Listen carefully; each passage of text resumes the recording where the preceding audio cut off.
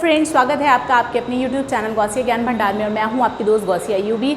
और हम लोग फ्रेजल्स वर्ब सीख रहे हैं। वोकैबुलरी हमारे लिए बहुत ही इंपॉर्टेंट पार्ट है गाइस, क्योंकि बिना शब्दों के ज्ञान के तो हम अपनी इंग्लिश को जो है परफेक्ट नहीं बना सकते। So as I told you कि डे 1 से लेके लास्ट तक जब तक हम लोगों को इंग्लिश सीखनी है, और इवन इंग्लिश जब हमें नहीं भी सीखनी है तो भी हमें अगर इंग्लिश बोलनी है ना, तो हमेशा के लिए यानी कि लाइफ टाइम के लिए हम लोग क्या करते हैं, वर्ड्स को सीखते रहते हैं। और डेली नए नए वर्ड्स आते रहते हैं, हम लोग सीखते रहते हैं। तो हमें क्या करना है, हमें अपनी लैंग्वेज में वोकैबुलरी पे सबसे ज़्यादा फोकस करना है। वर्ड्स पावर को जो है अपनी स्ट्रांग करना है। जितनी ज़्यादा हमारी वर्ड पावर जो है स्ट्रांग होगी, उतना ज़्यादा हमारी जो है इंग्लिश बोलने की कैपेसिटी, क्षमता जो है वो बढ़ जाएगी।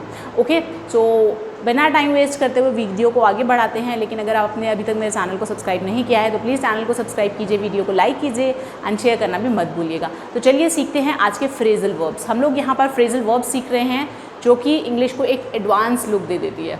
ओके, तो पहला फ्रेजल है आज का ईट इनटू। ईट इनटू का मतलब होता है खोखला करना, टू वीकन समथिंग। ओके, तो यहाँ पर हमने एग्जाम्पल लिया है corruption is eating into our system, यानी कि करप्शन जो है वो हमारे सिस्टम को जो है खोखला कर रही है।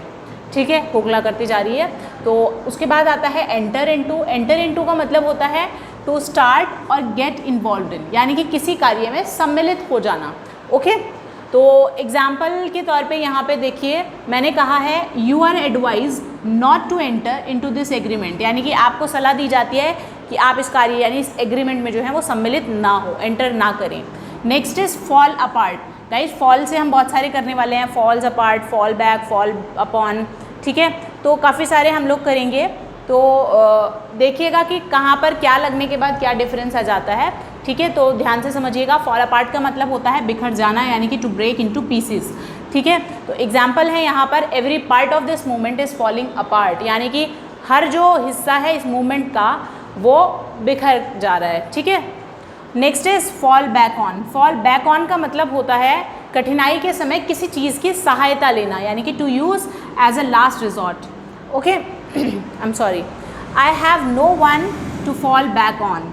ठीक है, यानी कि मेरे पास कोई ऐसा नहीं है जिसको मैं कठिनाई के समय हेल्प ले सकूं। ठीक है, next is fall back. Fall back का मतलब होता है पीछे हट जाना, यानी कि टू रिट्रीट। एग्जाम्पल है the invading army was forced to fall back due to continuous firing, यानी कि कंटिन्यूस फायरिंग की वजह से जो इन्वेडिंग आर्मी थी उसको क्या हुआ, पीछे हटना पड़ा। ठीक है, उनको फोर्स किया गया पीछे हटने के लिए क्योंकि फायरिंग कंटिन्यूस थी। Okay, next is fall flat. Fall flat का मतलब होता है कोई असर पैदा ना करना, यानी कि fail to produce any effect. Fail to produce any effect, यानी कि किसी तरह का असर पैदा ना करना। तो एग्जाम्पल दिया है कि उसकी एडवाइस जो है उसने मेरे ऊपर कोई असर नहीं किया।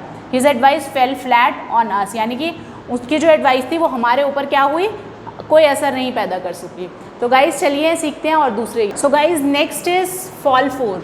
फॉल फोर का मतलब होता है to fall in love with या फिर to become a victim of. ठीक है, प्यार होना या फिर शिकार होना। ठीक है, वैसे प्यार होना अपना आप में ही शिकार होना होता है। ठीक है, तो क्या कहता है ये, she fail for his simple behaviour, यानी कि वो उसे प्यार हो गया या फिर वो शिकार हो गई उसके सिंपल बिहेवियर की वजह से। Okay, next is fall in, to sink inward. Sink inward का मतलब होता है अंदर धंस जाना। ओके, अंदर धंस जाना। तो एग्जाम्पल है the roof fell in due to heavy rains, यानी कि भारी बरसातों की वजह से या भारी बारिशों की वजह से छत जो है वो अंदर धंस गई। Okay, next is fall in with. देखिए गाइज, फॉल से ही बन रहे हैं सारे वर्ड्स ये, लेकिन कुछ ना कुछ अलग प्रपोजिशन यूज़ होके। ओके, तो फॉल इन विद का मतलब होता है to agree with. Agree with का मतलब होता है सहमत होना। तो I fall in with you on this matter, यानी कि मैं इस मामले में आपसे सहमत हूँ। Next is fall off. Fall off का मतलब होता है टू बिकम लेस या डिक्रीज, यानी कि कम होना। ओके, तो एग्जाम्पल यहाँ पे हम कह सकते हैं कि stock prices have fallen of, यानी कि स्टॉक के जो प्राइसेस हैं वो कम हो चुके हैं।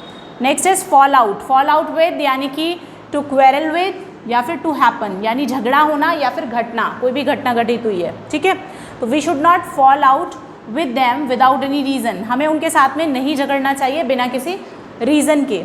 Next is fall through. Fall through का मतलब होता है टू फेल, यानी कि असफल होना। तो the plans fail through due to your misdemeanour, यानी कि तुम्हारे इस बुरे बर्ताव की वजह से या तुम्हारे इस कांड की वजह से जो है प्लान जो सारे थे वो असफल हो गए हैं। सो गाइज आई होप कि ये सारे फ्रेजल्स आपको पसंद आए होंगे और इजीली समझ आए होंगे। अगर कुछ भी ऐसा है जो आप समझना चाहते हैं तो प्लीज़ कमेंट बॉक्स में ज़रूर बताइएगा और वीडियो को लाइक कीजिएगा, चैनल को सब्सक्राइब कीजिएगा और शेयर करना भी मत भूलिएगा। Thank you so much for watching. खुश रहिए, मुस्कुराते रहिए।